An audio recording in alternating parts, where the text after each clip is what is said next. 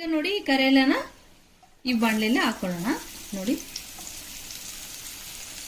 ಈಗ ಇದು ಚೆನ್ನಾಗಿ ಫ್ರೈ ಮಾಡ್ಕೋಬೇಕು.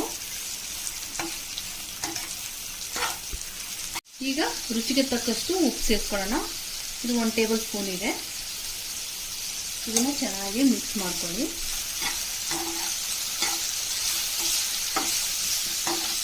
ತುಂಬ ಚೆನ್ನಾಗಿರುತ್ತೆ ಇದು ಹಾಗಲಕಾಯಿ ಫ್ರೈ, ತುಂಬ ಟೇಸ್ಟ್ ಆಗಿರುತ್ತೆ.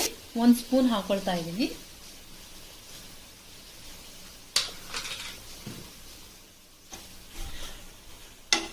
ಈಗ ನೋಡಿ ಚೆನ್ನಾಗಿ ಮಿಕ್ಸ್ ಮಾಡ್ಕೊಳ್ಳಿ.